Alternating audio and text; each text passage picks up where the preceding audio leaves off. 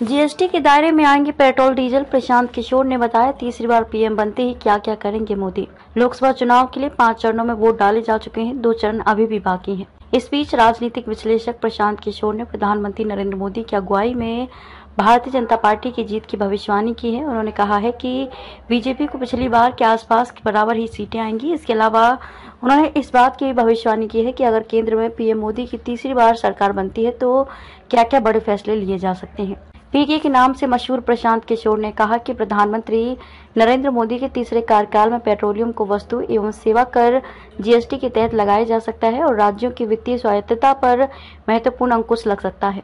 वहीं एक चैनल को दिए इंटरव्यू में पीके ने मोदी सरकार की भ्रष्टाचार के खिलाफ लड़ाई में आने वाले बदलावों की भी भविष्यवाणी की है। पीएम ने कहा कि मुझे लगता है कि मोदी 3.0 सरकार धमाकेदार शुरुआत करेगी। केंद्र के पास शक्ति और संसाधन दोनों ही पहले से और अधिक होंगे। राज्यों की वित्तीय स्वायत्तता में कटौती करने का भी एक महत्वपूर्ण प्रयास हो सकता है। उन्होंने कहा कि प्रधानमंत्री के खिलाफ कोई व्यापक गुस्सा नहीं है, इसलिए भाजपा लगभग 303 सीटें जीतेगी।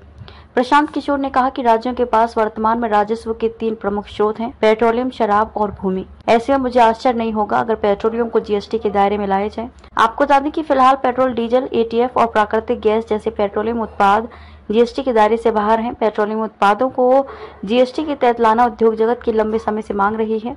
अगर ऐसा होता है तो राज्यों को राजस्व का भारी नुकसान होगा। पेट्रोल को जीएसटी के तहत लाने से राज्य करों का अपना हिस्सा प्राप्त करने के लिए केंद्र पर और अधिक निर्भर हो जाएंगे।